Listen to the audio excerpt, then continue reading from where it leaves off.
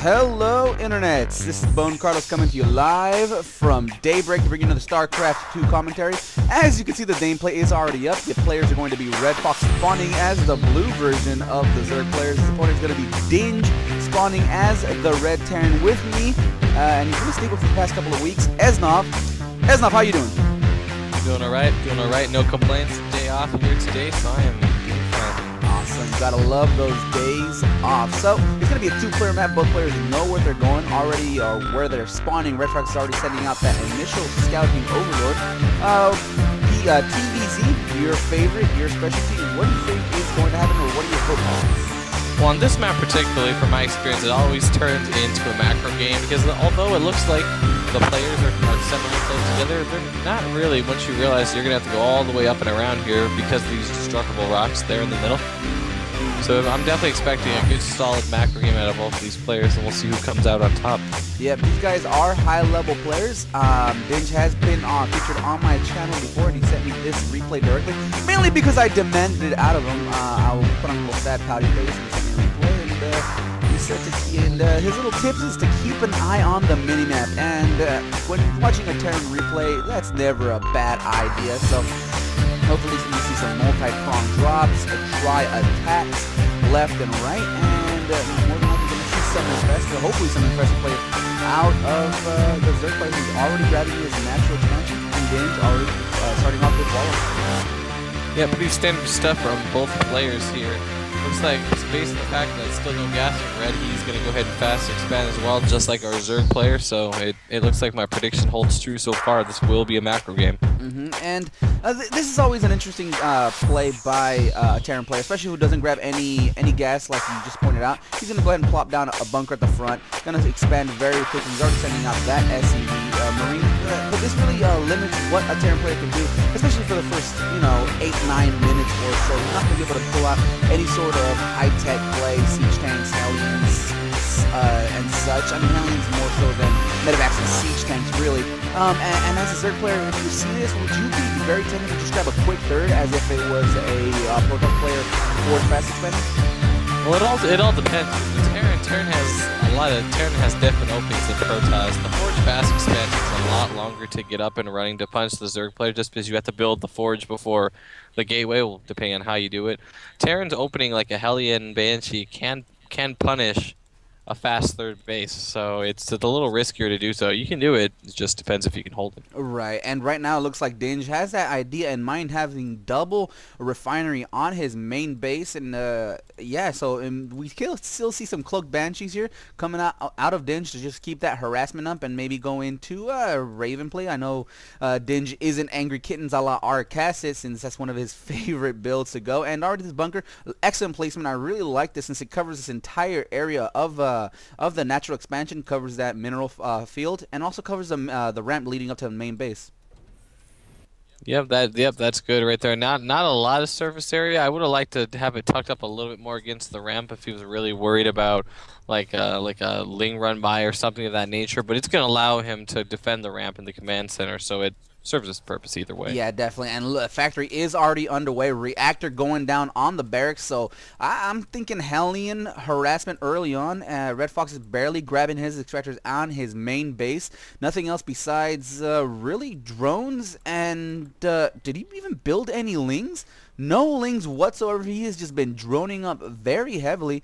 And I'm curious to see, yeah, he's building blind. All he scouted so far was that initial expansion by Dynge, so a little bit of a risky play in my opinion, just building no attacking units out of RedFox. Yeah, especially since he's got this Overlord here chilling out behind the natural. Could have swung that up and around and easily seen the majority of Dynge's tech tree, which is kind of right there in front of the ramp. Would have been fairly easy to scout that out as long as he stayed clear of that bunker. Yeah, and right now RedFox has 4 queens. Hatchery already morphing into the lair, while Dynge is swapping that barracks. Just tucking it out near that main base. Starport is being put down, along with that tech lab is already finished. So Hellion harass into cloaked banshees. Dynge is just sealing up his natural expansion, make sure there's no sort of Ling run bys. Already 2 Hellions are on the way, but with four queens, I don't see that doing any sort of damage, especially with the Evo chambers at the front of that natural expansion. Oh yeah, oh yeah. In fact, he actually just stepped it up. He's got 5 queens now. So this looks kind of like I'm not sure if I'm pronouncing this right. Maybe the Ice Fisher Zerg build, which required basically just spines and a lot of queens, and well, in this case, just a lot of queens to defend themselves early on. Yeah, I have no idea. I've never heard of that before. I mean, I have heard of just mass queens up for early defense, just up against an early expanding opponent. Not sure exactly who did it, but I've seen it before. It works fairly well. As long as you're able to just spot what you're doing, and right now with that lair finish, you could get an Overseer up, and that'll pretty much be the end of any sort of harassment, especially with the Hellions just poking in, seeing those queens, saying, you know what, I'm just going to go ahead and head on back. Yeah, what was really deceiving to me here was is that he got his third hatchery is a macro hatch up towards the top of his ramp in his main here. Hasn't taken a third base yet, so this is a little bit more of a safe build because of the fact that there's no third base to punish for the Terran player. Right, and then the first Banshee is crossing the map at the moment, but no cloak underway, no cloak needed. Here it comes in to go ahead and attack the extractor. Interesting choice. The queen is there. He's going to go ahead and shoo it away. One queen is going to be enough to shoo away a single Banshee, but since he has 5, he's going to go ahead and put 2 up to that to the main base just to defend. And right now, it looks like pretty much Dynge has been denied any sort of early harassment, which could impede his final build order, really. If you're going to try to early harass early on, especially with Hellions and Banshees, if you don't get anything out of that, especially with your opponent just droning up as heavily as he did, it could put you at a bit of a disadvantage. But no third base, so he's safe on that. Yep, yep. I mean, you're definitely right that if you don't get the use out of the Cloak Banshees, then it does hurt a little bit, put you a little bit more behind as you rush to that tech. But the thing you got to remember is he didn't get cloaks. That's an extra 200 minerals, 200 gas that he didn't dump into something that did no damage. And he's only really made like 2 Banshees here, so he's not going real crazy on it. What you can kind of do is you can keep those alive, and then later on, try to snipe key structures with them, snipe some drones, deny bases if you can keep them alive. Very good point. Right now, it looks like Dynge is playing a little bit more defensively, putting up a couple more bunkers at that natural expansion, putting up that 1/1 armor and weapons upgrade for his infantry, getting up siege mode, siege tank. So this is more along the lines of an average Terran build up against Zerg. Looks like the bio mech with that siege mode, siege tank, a couple Hellions there. At the entrance to the third base, just for posterity's sake, and right now these Banshees are going to go ahead and snipe all these creep trimmers. Excellent play. I mean, I love this by Dynge. He knows exactly what to go for. He's going for the creep tumors that can spread that creep, leaving the ones that can't alone. And he's actually doing something with these Banshees, not just having them sit around doing absolutely nothing. Yep, that's exactly what he's got to do. I mean, it would be nice if he had cloak at this point, just because they would be just that much harder to kill. But at this stage of the game, it's just as much damage as you can do with these, the better. Yeah, definitely. And the third is about 75% done. Dynge's gonna go ahead and try to snipe something, maybe take something out, do damage wherever he can. Great micro here by Dynge, keeping him out of range of those slow queens, and he's doing a significant amount of damage to this hatchery. It's already in the red at 90% done. He might be able to get this off, and right now, if I were RedFox, I would have just canceled that and just immediately try to rebuild it, because right now it's very susceptible to just being taken out very quickly. It's in the red, only has 250 life at the moment. These missiles do, these missiles do 12 damage per, so 24. A couple more volleys and they will be able to take it down. Very interesting play by RedFox, by both players, really. Yeah, this expansion should be safe, though, just because since these 3 queens are here, he could instantly use 3 transfuses and bump it up, 375, 400 HP. Good point. Very good point. Get it and just save it. And without cloak, those Banshees were going to die. So it may not have been as easy as we thought. But here it comes, and looks like Dynge does not want that third base up and running. He's going to go ahead and get his little small amount of forces of Marines, Marauders, Siege Tanks to just quickly snipe it out, but RedFox sees it. It's going to go ahead and swing around with his Zerglings already morphing into Banelings, and here it comes. It looks like it's going to go ahead into the attack. Siege mode is done. Siege Tank is up, and now all the Zerglings are done. A nice little split by Dynge. Stutter Step Micro being used. You're going to go ahead and try to snipe that hatchery, but no, it's not going to go down. The Roach is just too much, too powerful, too many. And it looks like there it goes, and it goes down. The hatchery goes down by the power of those Banshees. Wow. Yep, he got it all right, and that was right after it was already established, so that kind of delays it a little longer. That's what I like about killing a hatchery right as it finishes. So that way he just wasted all that time waiting for that to finish just to have it killed at the last second. I mean, the queens were there. They could have put down those transfuses, but in the thick of things, it's easy to overlook one or two little bits of information. Dynge is going to go ahead and gonna seal off this southern ramp to leading to his natural expansion to that third base.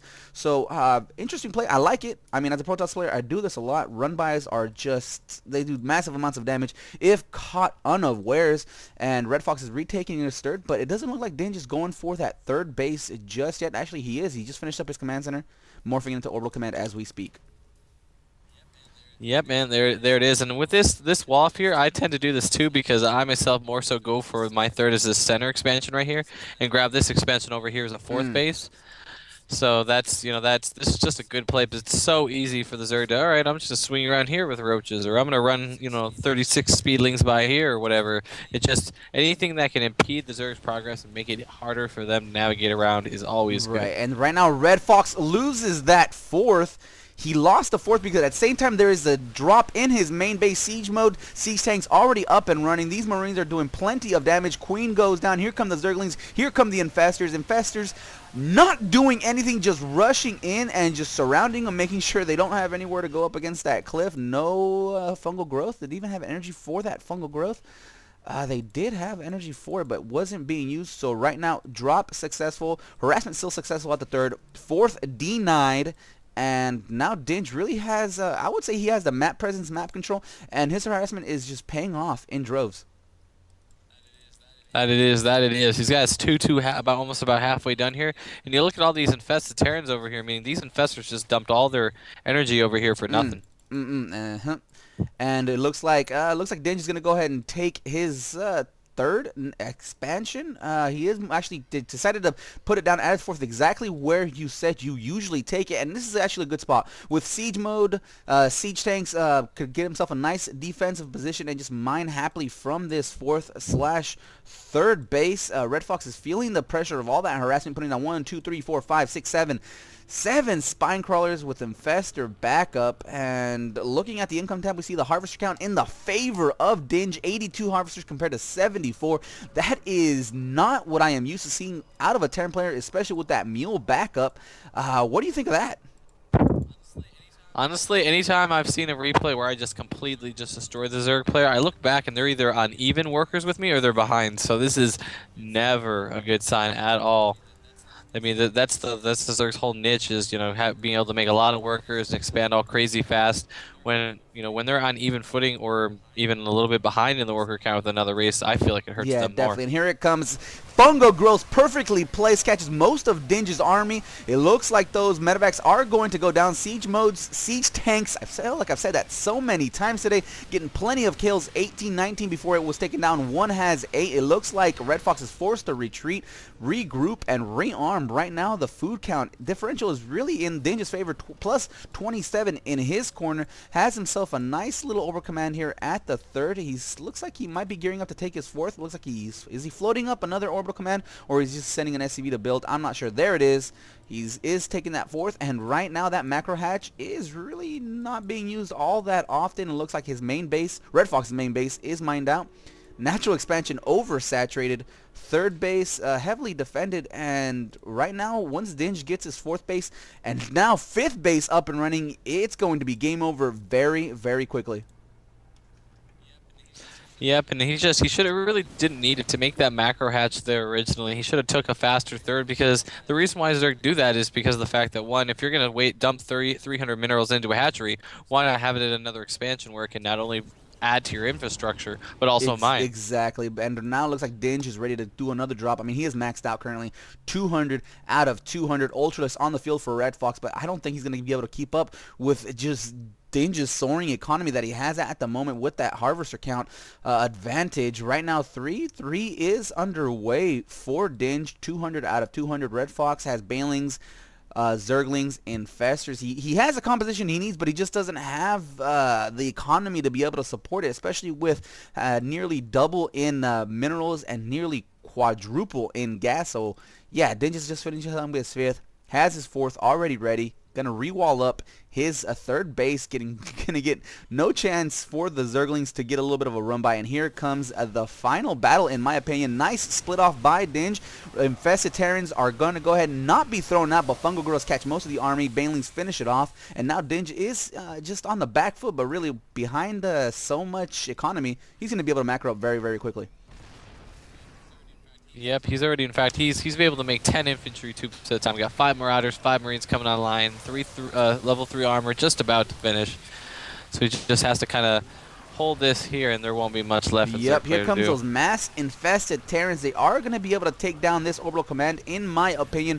Ultralists are going to do as much damage as possible, so Dynge now is on just uneven footing with that food count, 152, 156, but really, I would still give the advantage to Dynge. He has plenty of infantry units here to attack. These Zerglings are going to be taken out very, very quickly. Still has that wall off going. Ultralists are going to go ahead and try to find a little bit of a gap here and there, but not going to find it. Now RedFox is going to go ahead and get his units where they need to be and attack this 4th base. Here it comes.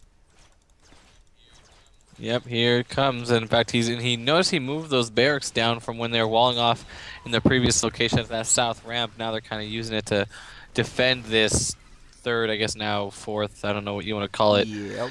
And see, definitely getting his miles out of those buildings. Because the Ultras pathing is still bad. Yeah, definitely. And throughout this entire time, we missed what Dynge was telling us. He did another huge drop at RedFox's 3rd, managed to take it out yet again, and just massively supply block RedFox by getting plenty of Overlord kills. I want to go back in the replay and see exactly how many he got. RedFox is supply blocked 136 to 130. Dynge 167 to 200. Those Marines and Marauders are still alive, still sniping those Evo chambers. Here come the drones to try to finish off this drop. Dynge is going to go ahead and stutter step, pick up, go home. RedFox is essentially broke. Nothing at that natural expansion, nothing in the main, only has a 3rd base here at the southern end of the map. This 4th is finally up and running, so 2 mining bases versus 1, 2 mining bases and 3 as soon as this orbital command finally puts down at that 4th base area. So Dynge pretty much saved himself with that drop. If that didn't happen, those Ultralists would have just steamrolled the rest of Dynge's forces, but really it forced RedFox to pull on back home. Yep, and that's when, and you notice now he's taking all these spine colors that he had over there, and he's trying to secure his base up there in the center, but weird back placement. near the mineral line, not anywhere defensively. All those drone kills will be in the favor of Dynge. Had 30 to start with, 36. Here come the Infestors, here come the Ultralists, here come the Banelings. Interesting, awesome splits by Dynge, keeping those Baneling counts, kill counts down to minimum. Ultralists are finally going to go ahead and go into the infantry of Dynge and just mop up the rest alongside with those infested Terrans. But really, I think that... Are all the Ultralists gone? Wow. They are all gone. Great micro by Dynge, just taking down the brunt of RedFox's forces right now. All it is Infestors. This 4th base is up and running. 1, 2, 3 mining bases now. And the harassment still continues. Dynge is just making sure that no secret bases are being put up. He's just scanning, scouting, making sure there's nice path for those infantry units. And another hatchery down, another 300 minerals lost. Ouch. Oh, mama.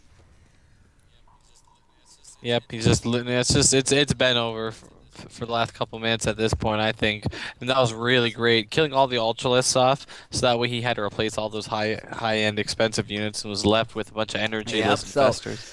That was it for this replay. I hope you guys enjoyed. If not, leave comments down below on what we can do. Well, really more than Esnov. I know I'm awesome and perfect, and I need no sort of, up and eye game. But Esnov, you need to crank it up a little bit more if you want to succeed at this level. If you guys want us to cast one of your replays, feel free to upload them to one of the more major replay sites.